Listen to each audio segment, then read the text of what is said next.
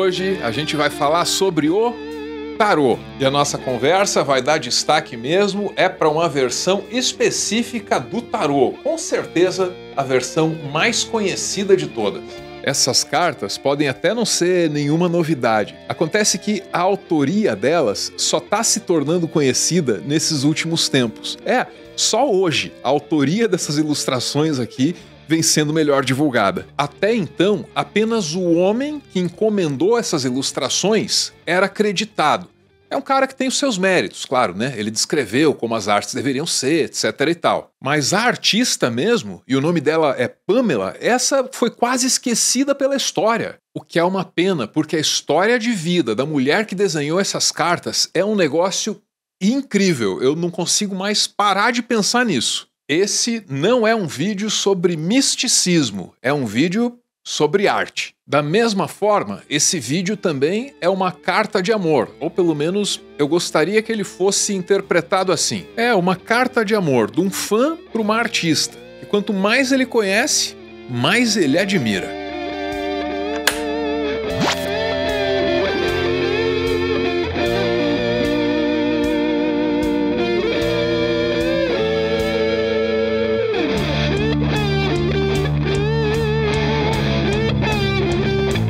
Antes de falar da artista, faz sentido falar da obra, vai. Isso aqui é o tarô. São 78 cartas divididas entre arcanos maiores e menores. Os arcanos maiores lidam com situações, personagens e situações arquetípicas. O esquisitão isolado e introspectivo, pensando na própria vida. Você já foi esse cara em algum momento? Pois ele tá aqui, ó. O piá inexperiente, que não sabe exatamente com que potenciais e perigos ele está lidando numa situação nova. Já passou por essa? Tá aqui, ó. Existe também. E aquela mãe que nutre, protege e defende a gente. É a imperatriz, tá aqui ela em toda a sua glória. E aí tem aquelas situações também, né? Que podem ser agradáveis ou desagradáveis. A roda da fortuna, que lembra a gente de que muita coisa tá fora do nosso controle. E que tudo pode virar de cabeça para baixo, a qualquer momento. O diabo fala de todas aquelas coisas que nos prendem, podem ser vícios ou apegos, mas saca só o detalhe, as correntes estão meio soltas, um pouco de força de vontade, dá para se libertar. Falando em força, saca só, é tudo menos brutalidade. Ainda tem o imperador, que é a autoridade, tem a morte, que não precisa ser necessariamente literal. E aí vem os arcanos menores, divididos em 4 naipes, cada um com seu significado. Ouro é matéria. Aqui você vai encontrar o trabalho diário, o dia que pinga o salário, a generosidade e a avareza também. É tão completo que tem até a carta do capitalismo tardio. Saca só, a galera passando necessidade e todo o ouro concentrado naquela instituição ali atrás, hein? Paus é ação, é fazer. Aqui você encontra o planejamento, encontra o conflito, a sobrecarga e também a glória, mas só se você conseguir sobreviver a tudo. Já espadas é um naipe mental e racional. Tem a indecisão e a confusão mental de quem não está conseguindo enxergar a realidade e raciocinar direito. Tem a dor, pode ser a dor de uma traição, por exemplo. Mas também tem a possibilidade de pensar de outro jeito, de seguir adiante, de fazer a travessia. E aí, por fim, copas. Copas é emoção. Tem a alegria de uma celebração, tem o luto. E essa moça aqui precisa prestar mais atenção. Ela só está olhando para as taças que foram derrubadas. As duas que ainda estão de pé, ela está ignorando. Ela não perdeu tudo, não. Tem também a nostalgia, tem a realização e tem a ilusão também. Cuidado. Juntas, todas essas cartas compõem uma história dentro da qual cabem todas as histórias. E isso é o tarô enquanto arte. É uma obra que lida com associações simbólicas muito sofisticadas. Tem os elementos também. Ouros, para além de representar o que é material, também representa terra. Paus, para além de ser a ação que transforma o mundo, também é fogo. Espadas, para além de representar a mente racional, também é ar. E por fim, copas, que além de emoção, é água. E aí nas cartas, esses elementos, eles estão sempre interagindo. Um bom exemplo está no 2 de espadas. Vem comigo. Espadas é racionalidade, e essa pessoa, vendada desse jeito, só não pode estar raciocinando muito bem, não está enxergando a realidade. Mas nota o detalhe, lá atrás tem água. Essa água parece bastante turbulenta, muita onda, né? O que está mexendo a água, hein? Só pode ser o vento, ar em movimento. Ar, que no tarô significa racionalidade, os pensamentos. Então essa carta aqui deve estar falando de pensamentos meio confusos que estão gerando emoções turbulentas. Isso fica claro na interação entre o ar e a água. Conclusão, essa pessoa aqui, por não conseguir ver ou compreender a realidade, está criando dentro de si muita angústia. E essas relações simbólicas tão intrincadas, elas fazem do tarô uma ferramenta criativa e tanto. Acredite, todas as histórias cabem nesse baralho. Confia em mim se eu te disser que ordenando as cartas da maneira correta, você consegue contar a história do Luke Skywalker em Star Wars ou do Frodo Bolseiro em Senhor dos Anéis. Isso é um fato, o tarô tem essa capacidade. É uma história que conta todas as histórias. Mas é claro que ele só pode ser usado assim por alguém que tenha conhecimento dessas relações simbólicas tão sofisticadas, complicadas que estão ali. E claro, por alguém que tem imaginação, né? Para fazer associações entre o que está na carta e o que está fora da carta. Só isso já tornaria o tarô uma obra de arte muito poderosa. Agora, será que ele pode prever o futuro? Essa já é uma alegação mas muito mais difícil de sustentar na base racional. E eu não estou aqui para ficar cutucando o sistema de crenças de ninguém. E eu quero que esse seja um vídeo para todo mundo, do mais cético e materialista para a mais sensível exploradora de universos internos. No próximo segmento, a gente aborda a história do tarô. Quando isso aqui foi criado e com que intenção? Será que isso aqui nasceu para ser um jogo? Será que isso aqui era para ser cartinha colecionável? Será que desde o começo pensaram nesse negócio aqui para ser um oráculo? Ou será que era para ser tudo ao mesmo tempo? Vamos descobrir junto. Intervalo é momento de interação. Vamos acionar aqui o nosso comitê. Pessoal, hoje eu estou dedicado aqui a contar a história do tarô. Já pararam para pensar de onde vieram aquelas ilustrações? Só que eu tô com um pouco de medo de ser assim injustiçado na internet. Vão falar aí que eu tô fazendo um vídeo sobre misticismo e tal. Tem isso, né? E aí? E se você também quiser apaziguar meus medos, você pode participar lá do nosso grupo de apoiadores. Aí é só mandar um áudio. Daqui a pouquinho a gente vai ouvir aí o que o pessoal disse.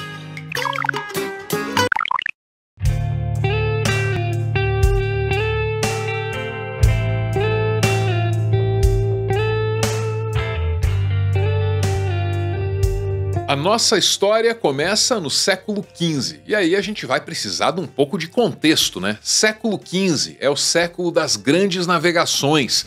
Foi um momento em que a Europa estava ampliando seus horizontes. Século XV também é o século em que os livros começam a ser produzidos em escala, com a prensa de Gutenberg. E o século XV é o século do Renascimento, um período em que a arte, a ciência e a educação estavam avançando depois de um período de estagnação. E isso é o básico, só que quando a gente aprende sobre o Renascimento na escola, eles esquecem de contar pra gente a parte mais divertida. É que nesse período de criatividades e descobertas, o pessoal também estava interessado em inventar novos jogos. Novos jogos surgiram nesse período. Novas formas de entretenimento. Os primeiros baralhos que conhecemos apareceram no início do século XV, no norte da Itália, e eram tratados como um jogo. Sabemos disso porque existem manuscritos, catálogos, diários, que se referem a esse antigo jogo de cartas com essas imagens de trunfo, imagens de esperança, imagens de imperatriz, imagens da morte, imagens do louco. Coisas que começamos a associar às cartas de tarô hoje. Em sua iteração mais antiga, o tarô era um antecessor do nosso moderno jogo de bridge. Esse cara aí que você ouviu, o nome dele é Mitch Horowitz. Ele escreve sobre a história do ocultismo e é meio que uma celebridade aí do esoterismo gringo. E o depoimento completo dele tá nesse vídeo aí, ó, do canal Gaia. A pouco conhecida história do tarô. O que as pessoas não conseguem entender é que os jogos e peças de paixão, arte, vitrais e outras imagens eram coisas sérias durante o Renascimento. Quando alguém falava de um jogo durante o Renascimento, não queria dizer como nós entendemos Monopoly ou Twister hoje. Jogo era coisa séria na Renascença, andava junto com os avanços da ciência e da educação. O entretenimento também estava evoluindo e ganhando complexidade, junto com as outras coisas, né? A arte, a ciência, de novo, a educação. E vem desse contexto o tarô de Visconti Sforza, criado em Milão. Sobraram 15 dos sabe-Deus quantos decks que foram produzidos naquela época.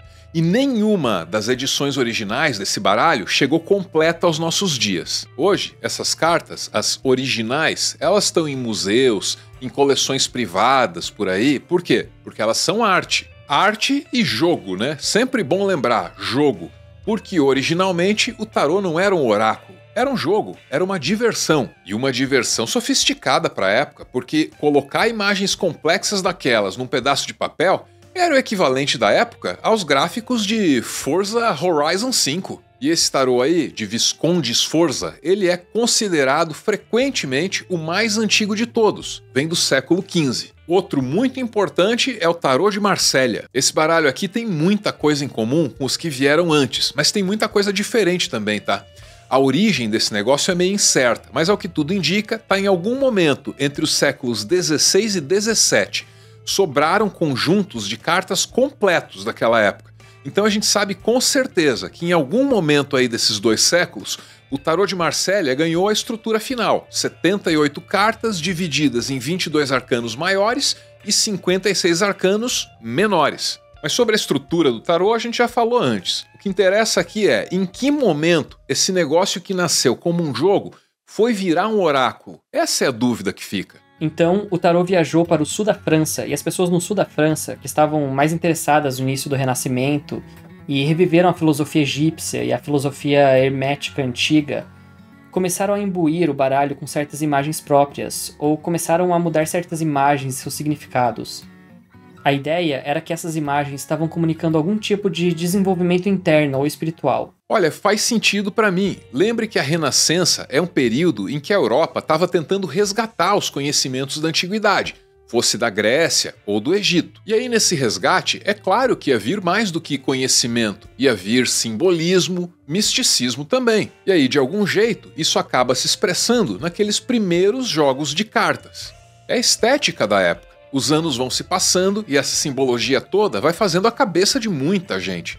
Os ocultistas, eles vão estabelecendo ao longo dos séculos relações entre os símbolos das cartas, os planetas, pontos específicos da árvore da vida da cabala, número, tudinho, o que você imaginar. E aí o que foi acontecendo com o tempo? Alguns dos entusiastas do lado místico desse joguinho chamado tarô foram atribuindo às cartas origens muito, mas muito mais antigas que essa aí do século XV. E aí vem a outra versão da história. Para alguns desses caras, o tarô seria um oráculo sagrado, vindo do Egito Antigo, que ficou esquecido durante muito tempo e que daí foi resgatado no século XV.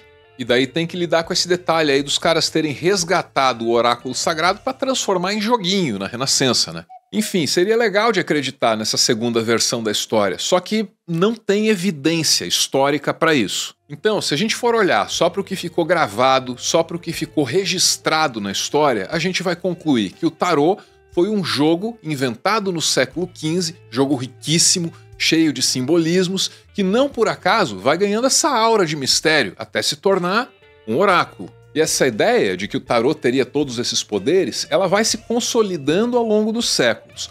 Um marco na transição do tarô de jogo para oráculo vem com um cara aí chamado Eliphas Lévy.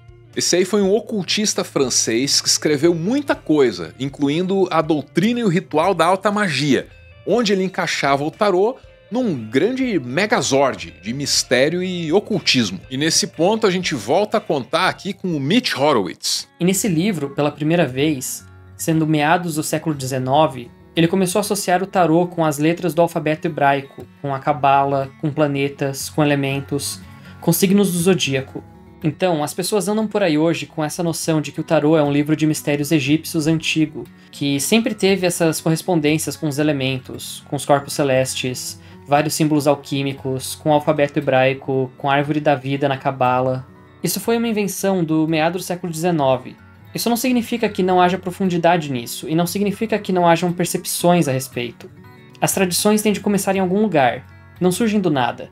E essa tradição, em grande parte, começou com Eliphas Levi, em meados do século XIX. E agora, nesse ponto, a gente já está no século XIX, né? O livro do Eliphas Levi, que eleva o tarô de jogo para oráculo, é de 1854. E até esse ponto, pelo que se sabe, nenhum deck de tarô tinha sido feito de maneira específica para ser usada como oráculo. Era tudo jogo. E isso só foi mudar no século XX, quando aparece esse tarô aqui, que é o mais conhecido até hoje. Você acredita nisso? Esse troço é do começo do século XX. Aposto que você achava que era mais antigo, né? É precisamente de 1910. E aí, só para você ter uma noção, enquanto o Ocidente discutia tarô, no Japão o negócio era um outro jogo de cartas lá chamado Hanafuda. E você sabe quem era a maior fabricante de cartas do Japão naquela época?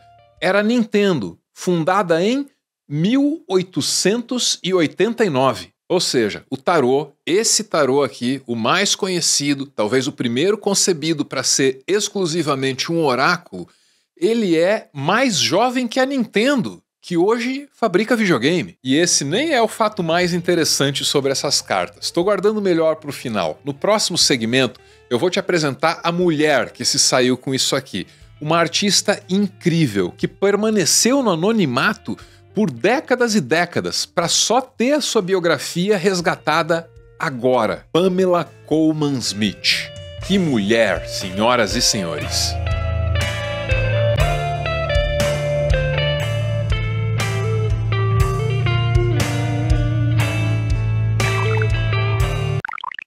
Chegou aqui o parecer do comitê, vamos ver se está liberado falar de tarô aqui ou se o pessoal vai me acusar de pregar a pseudociência. Vamos ver.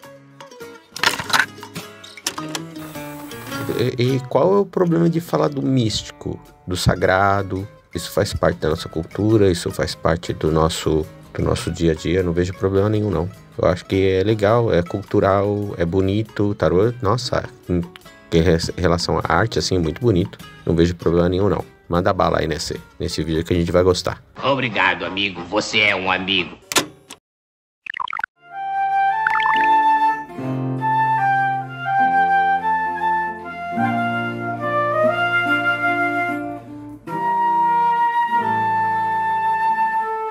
Por tudo que eu já te contei, você já sacou que na história do tarô existe um antes e um depois dessa versão aqui. Durante muito tempo, esse aqui foi chamado de o Tarô de Rider-Waite. Esse nome mistura Rider, que é a empresa que imprimiu as cartas pela primeira vez, e White, que é o sobrenome do Arthur Edward White. E esse é o cara que durante muito tempo foi creditado pela criação dessas cartas. Mas quem foi Arthur Edward White? Esse foi um autor que escreveu muito sobre esoterismo, misticismo, alquimia, magia. Ele era uma liderança muito importante num grupo chamado Ordem Hermética da Aurora Dourada, na Inglaterra. E o Arthur Edward White, ele rejeitava aquela história lá sem base factual de que o tarô vinha direto do Egito Antigo. Só que mesmo rejeitando essa conversa, ele via no tarô alguma aplicação ritual. Ele enxergava algum poder naqueles símbolos ali. Então ele, como estudioso do misticismo, pegou para si a tarefa de retificar o tarô. Aí ele fez mudanças nas cartas para que elas se tornassem assim mais eficazes na hora de representar as situações aí pelas quais a gente passa ao longo da vida. Foi a primeira vez que o baralho foi produzido, não apenas para ser usado expressamente para adivinhação, mas em que todos os pequenos trunfos, todas as cartas de corte, tinham essas ilustrações muito atraentes. Isso abriu as cartas para quase um renascimento oculto democrático, onde de repente cartas que haviam sido muito difíceis de decifrar anteriormente pareciam imbuídas de significado. Essa é uma réplica de um antigo tarô de Marsella. Aqui está como uma carta de corte poderia ter aparecido. Isso é, digamos, o 9 de copas. Como você pode ver, não há ilustração nenhuma. Quando você tenta adivinhar o futuro e puxa uma carta assim, a menos que você tenha uma intuição muito profunda sobre o que está acontecendo, é muito difícil fazer uma avaliação a partir dessas cartas de corte ou pequenos trunfos pouco ilustrados. Então foi realmente, sabe, as imagens de Smith que abriram o tarô para adivinhação e para qualquer pessoa comum. E o deck retificado do Arthur Edward White, ele também trocava a ordem de duas cartas importantíssimas. força e justiça. No tarô de Marsella, a força era a carta 11. Aí nesse novo deck passou a ser a número 8. Já a justiça, que era 8, passou a ser a 11. E essa alteração, entre outras coisas, ajudaria a jornada do louco pelos arcanos maiores a fazer mais sentido. Esse louco aqui, aliás, é você, sou eu. Mas o que fez esse deck brilhar de verdade foram as ilustrações, que capturam experiências, vivências, estados de espírito que todos nós vamos encarar em algum momento dessa vida. E essas ilustrações foram feitas por ela, Pamela Colman Smith. Essa mulher frequentava a mesma ordem mística do Arthur Edward White lá, e foi ela quem fez todas as ilustrações. Ela não ganhou fama e nem dinheiro com isso. Só hoje está sendo aí mais ou menos reconhecida. E a Pamela, que você também pode chamar pelo apelido Pixie, ela nasceu no Reino Unido, mas era filha de pais estadunidenses. Só que depois disso, a família dela foi para Jamaica. Ela passou a infância inteira lá. Depois foi para Nova York estudar, aí na juventude voltou para a Inglaterra, onde ela entrou na Ordem Hermética da Aurora Dourada. Só por aí já dá para ver que era uma pessoa viajada, cosmopolita, ainda mais para a época, né? Mas não é só isso não. Esse livro aqui, de um grupo grande de historiadores, revela que ela era um bicho raro. Quanto mais se descobre sobre a história da Pamela, mais impressionado você fica. Em primeiro lugar, ninguém conseguia colocar essa mulher dentro de uma caixa. Não tinha como, em qualquer tema. Por exemplo, raça. Ninguém conseguia definir uma cor para Pamela. Os historiadores recuperaram documentos e lá você lê de tudo. Tem colegas retratando ela como uma deidade africana, mas tem outros que escreveram dizendo que ela parecia, abre aspas para essa, que é interessante. Interessante se não for ofensivo. O colega de classe escreveu que ela era uma mistura de um esquilo marrom com um bebê chinês, com um sorriso radiante numa manhã de sol. Maconha. Da mesma forma, ninguém conseguia saber a idade da Pamela. Consta que ela parecia ser mais velha do que realmente era. Da vida pessoal, então, nem se fala. 1000 especulações. Ela nunca se casou e quando ela morreu, ela morava com uma amiga muito próxima. Pode ter sido o romance da vida dela, mas ainda está em aberto, não se sabe. E o livro também resgata textos da própria Pamela. Em 1908, antes de ilustrar o tarô, que deveria ter tido o nome dela desde o começo, né? A Pamela escreveu um artigo com o seguinte título: "Um estudante de arte deve pensar?" Interrogação. E o texto dela é o que segue. "Ouvi dizer que metade do mundo não tem nada a dizer. Talvez a outra metade tenha, mas tem medo de falar. Trate de banir o medo, de fortalecer a coragem e de colocar o seu ideal bem lá no alto, junto com o sol, longe da sujeira, da miséria e da feiura ao seu redor. Talvez você use seus olhos físicos demais e só veja a máscara. Descubra seus olhos internos e você encontrará a porta para o desconhecido." Eu já tinha achado esse texto da hora, mas ele ganha um significado extra quando você descobre que a Pamela Colman Smith tinha uma condição rara chamada sinestesia. Sinestesia é uma condição neurológica raríssima que faz com que, quando um sentido é estimulado, o outro acaba sendo afetado. Tipo, você ouve um barulho e de algum jeito o seu cérebro transforma esse barulho em cores e formas que interferem na sua visão. Então essa mesma artista, falando para ter um olhar diferente sobre o mundo, é uma pessoa que conseguia enxergar música. Para mim, essa condição dela, a sinestesia, explica muita, mas muita coisa mesmo na obra dela. O quanto essa condição não pode ter influenciado, talvez até ajudado ela a estabelecer as ligações simbólicas tão profundas e tão complexas que estão nisso aqui. E essa condição certamente influenciou os rumos da vida dela. Para pensar, uma mulher com uma condição neurológica raríssima, só ela vê o mundo daquela forma, no começo do século XX, sem ciência, sem medicina para explicar o que está acontecendo com ela. Claro que ela ia parar na ordem mística. Faz sentido, não faz? Claro. E essa pessoa tão absolutamente fora da curva, tão lamentavelmente fora dos registros históricos, ela se tornou uma das artistas mais influentes do século XX. Sim, porque se você quiser rejeitar o valor disso aqui como oráculo, fique à vontade. Mas como arte, não tem jeito, você é obrigado a reconhecer. Esse trabalho aqui influenciou muita gente. Hoje devem existir milhares e milhares de versões do tarô por aí, a maioria baseada no trabalho da Pamela. E hoje, novamente, quase todo baralho que temos, seja qual for seu tema, seja vampiros, seja Star Wars, sejam druidas, qualquer tema contemporâneo que as pessoas estão usando, permanece para o século XXI. Eles quase sempre fazem referência às imagens de A.E. Waite e Pamela Colman Smith. Todos nós discutimos sobre a história do tarô, mas a verdade é que não há uma narrativa diplomática e autêntica onde todos têm um pouco da verdade. Essas são imagens arquetípicas. Elas contam histórias. As pessoas sentem que há significado nesses momentos congelados no tempo. Pelo menos uma foto, um reflexo do presente imediato, se não do futuro. E a metodologia é muito fácil. Assim, essa ferramenta superou tudo que vem da cultura oculta. Seja mesas de Ouija, talvez até mesmo horóscopos diários, como a ferramenta de adivinhação de escolha.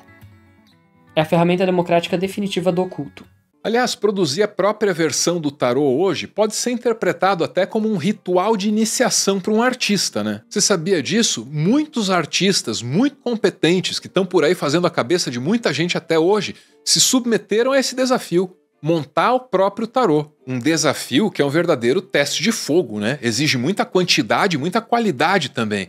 Olha para isso aí. Essa é a carta do mago conforme imaginada por Salvador Dalí, mestre supremo do surrealismo.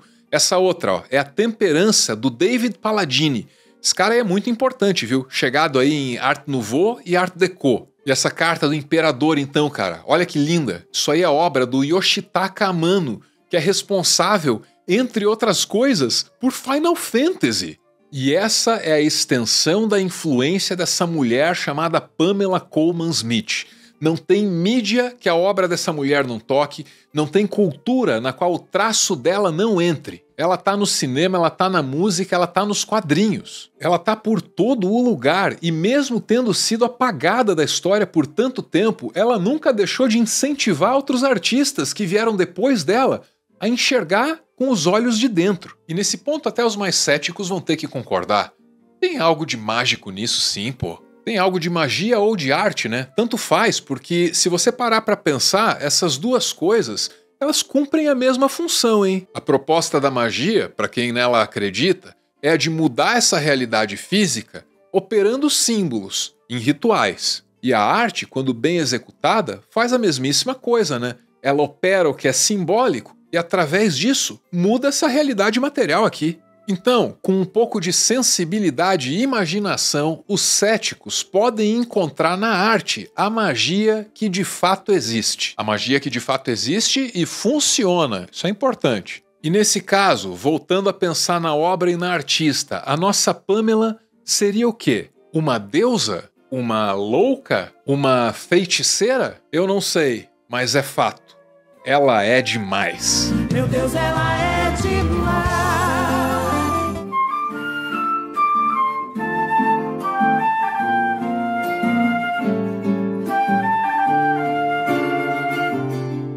É feitiço.